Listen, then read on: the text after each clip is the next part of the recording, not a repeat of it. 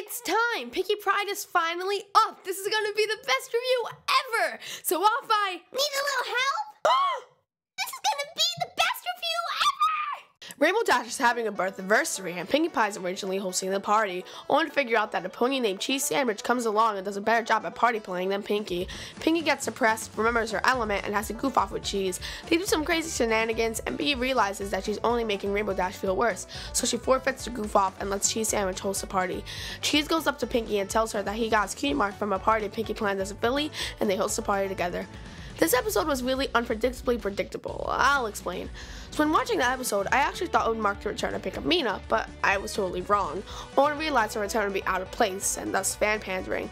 But then it was really easy to predict that she would forfeit and Cheese would host a party with her. But guess what? I didn't care, because this episode is engaging. It sucks you in. You forget that you're even watching an episode about ponies who talk about rainbows and makeup and dresses. Oh wait, that's the wrong show. And that's why this episode is just great, because your suspension of disbelief is just so amazing here.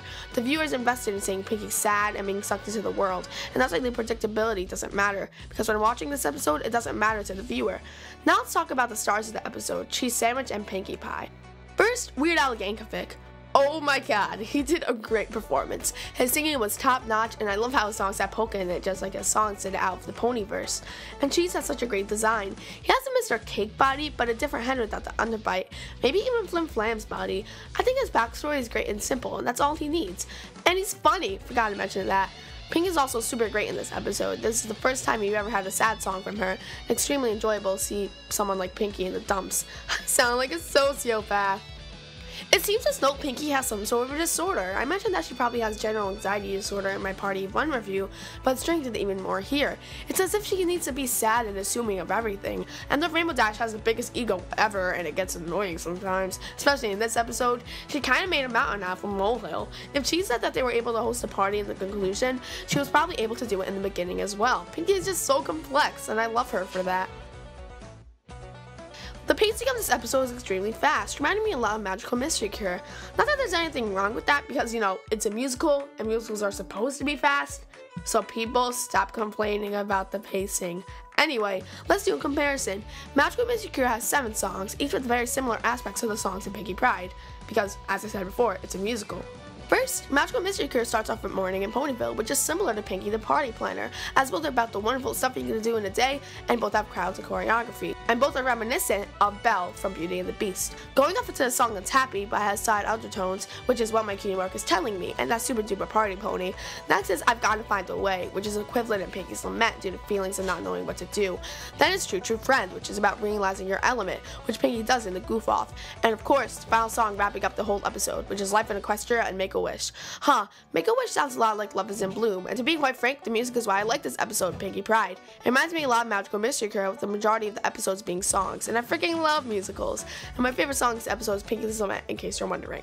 Speaking about song comparisons, let's compare Super Duper Party Pony with Weird Al's hit, White and Nerdy. Both incorporate a theme that stays throughout the song, as is all of Weird Al's song. His song Fat is about being fat, White and Nerdy about being white and nerdy, and the song about party stuff. See, both of them talk about what they do, what they can do, what they will do, and what they did. Great touch for sure. No wonder I love Super Duper Party Pony. It sounds just like Weird Al's old songs, tunes I listened to for hours on end as a kid. I also noticed how Cheese's songs sound a lot like it's a parody of something. Oh, Amy K. Rogers, who wrote the song, based on Supercalifragilisticexpialidocious, and since White and Nerdy is a parody of Ride and Dirty by Chamillionaire, makes sense how Cheese's songs and all the other songs in the episode is almost a parody of the other songs, like in this case, Mary Poppins songs. Great touch, Amy. An aspect I must mention is the third grade part of the episode, the humor. Just look at this. And the live action isn't even awkward, since it's, well, Pinkie Pie. Then Cheek sings a whole snippet of the Smile song, which is best song, by the way, and I just love it. And Pinkie talks in Spanish, like, wow. And the Pinkie sense joke, and Derpy licking the chocolate fountain, and gosh, this episode has got me rolling on the floor, chuckling and all that jazz. It's just an all-around funny, greatly animated, emotional episode, and that's just great! The animation is also well done. The animators use a lot of lighting effects like they've been doing a lot during the season, an example being Princess Twilight. Similarly to Rainbow Falls being a part 2 of Wonderbolts Academy, this episode feels like a sequel to Party of One. Of course there's a reason behind this. Both episodes deal with their elements getting tested, and we need their elements to be tested in order for them to unlock the keys to the box. sparks, and thus unlock almighty rainbow power. All in all, I really don't have much to say about this episode. It has like no flaws, and the pacing is consistent but fast. The songs, animation, voice acting, and characters are all top notch. It's just perfect.